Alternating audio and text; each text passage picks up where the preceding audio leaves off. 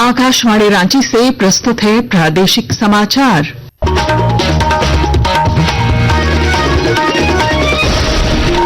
नमस्कार, प्रादेशिक समाचारों के साथ मैं पूनम केरकेट्टा। पहले मुख्य समाचार।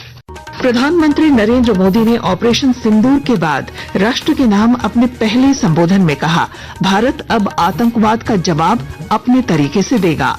भाजपा प्रदेश अध्यक्ष बाबूलाल मरांडी ने जेएससीए चुनाव में प्रशासनिक दखल पर जताई आपत्ति। मुख्यमंत्री हेमंत सोरेन से निष्पक्ष और पारदर्शी चुनाव सुनिश्चित करने की अपील की।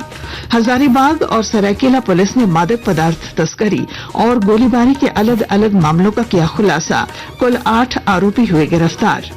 मौसम विभाग ने दी चेतावनी, अधिकतम तापमान में आज हो सकती है 4 से 5 डिग्री सेल्सियस की बढ़ोत्तरी, लू लगने का खतरा बढ़ा।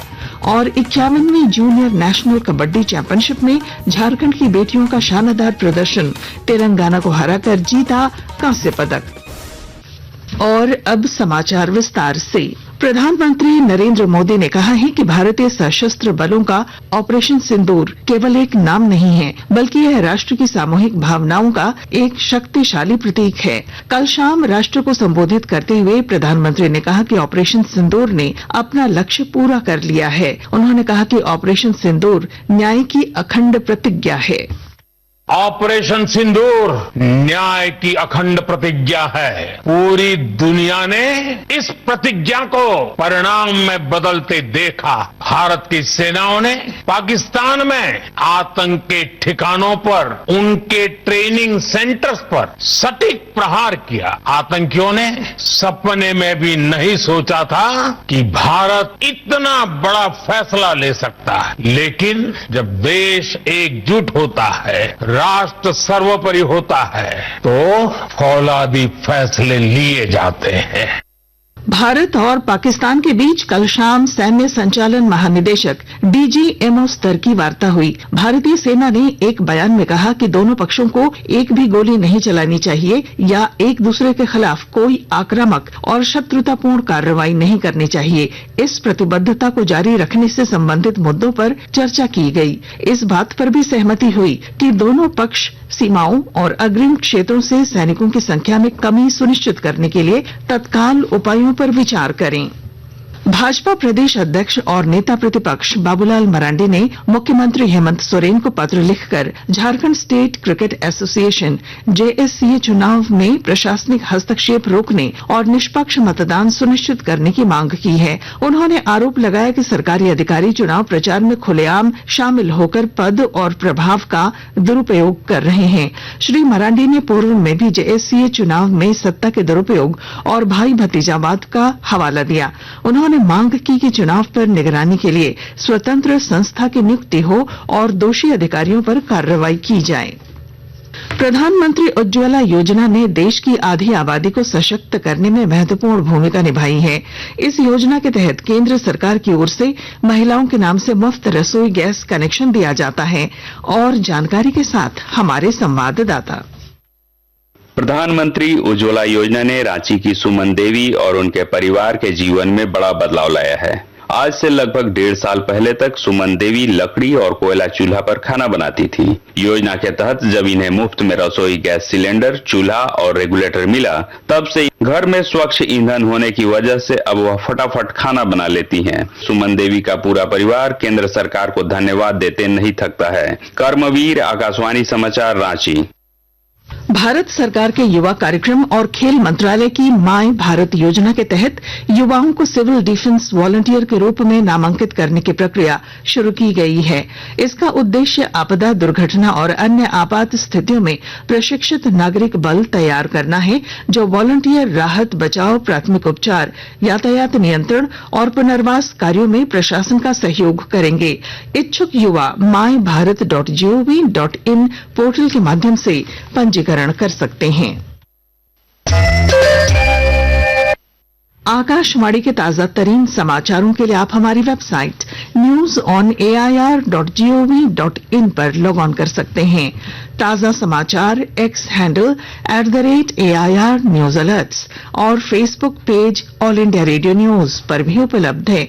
आप प्रादेशिक समाचार एकांश के एक्स हैंडल @AIR न्यूज _ और Facebook page Akashvani news Ranchi, Instagram page तथा YouTube channel AIR news Ranchi पर भी हमारे बुलेटिन सुन सकते हैं।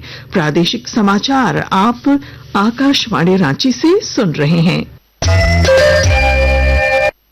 हजारीबाग पुलिस ने बड़ी कार्रवाई करते हुए एक स्कूल के पास से 53 ग्राम ब्राउन शुगर बरामद किया है। साथ ही पुलिस ने 2 गाड़ियों समेत 5 तस्करों को गिरफ्तार किया। एसपी अरविंद कुमार सिंह ने बताया कि गुप्त सूचना के आधार पर छापेमारी दल का गठन कर ये कार्रवाई की गई। इसमें कुल 5 आदमी को हम लोग हिरासत में लिए हैं। इसमें लगभग 53 ग्राम ब्राउन शुगर की बरामदगी हुई है। 3 मोबाइल फोन बरामद किए हैं। 51,300 रुपया नगद बरामद हुआ है। एक पिकअप वाहन और दूसरा एक i20 एक DL नंबर की गाड़ी है, उसको भी हम लोग बरामद किए हैं। मार्केट प्राइस हमको लगता है कि 2.5-3 लाख के आसपास होना चाहिए। सरायकेला जिले के कांडरा मोड़ में एक दुकानदार पर फायरिंग करने वाले 3 अपराधियों को पुलिस ने गिरफ्तार कर लिया है। एसडीपीओ समीर सवैया ने बताया कि गिरफ्तार आरोपियों में जितेंद्र महतो, राजीव झा और शुभम शामिल हैं, जिनके पास से एक पिस्तौल और 8 जिंदा कारतूस बरामद कर लिया है।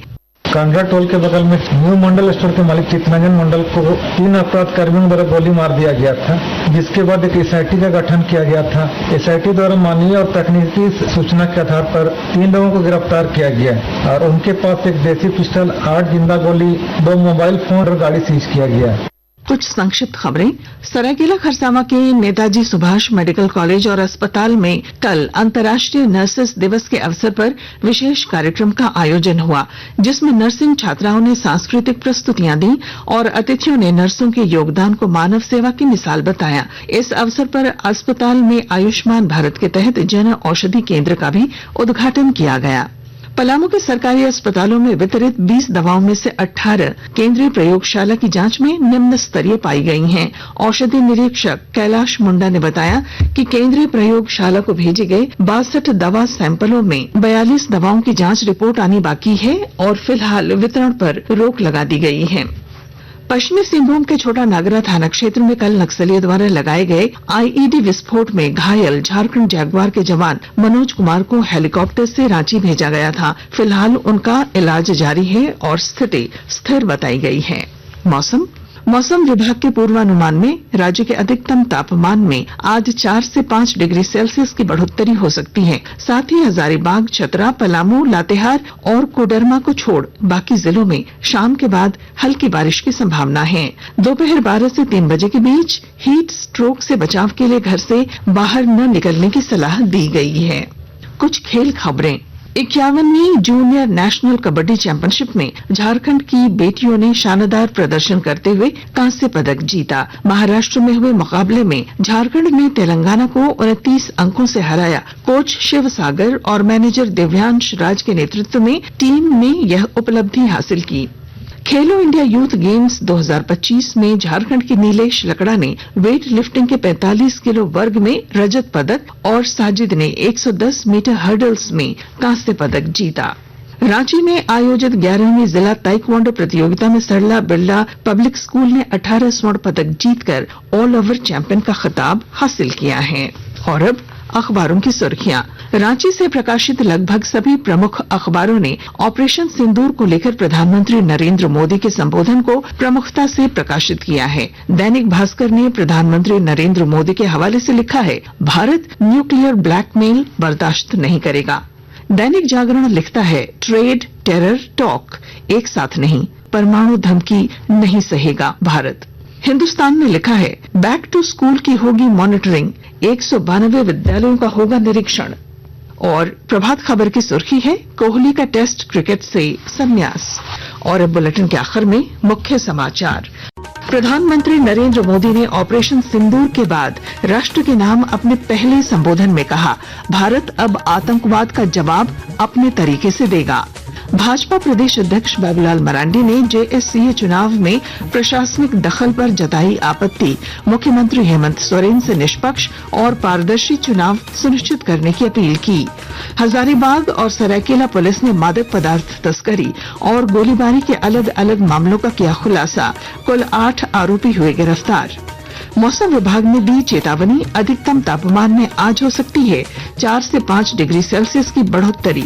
लू लगने का खतरा बढ़ा। और 51वीं जूनियर नेशनल कबड्डी चैंपियनशिप में झारखंड की बेटियों का शानदार प्रदर्शन। तेलंगाना को हराकर जीता कांस्य पदक।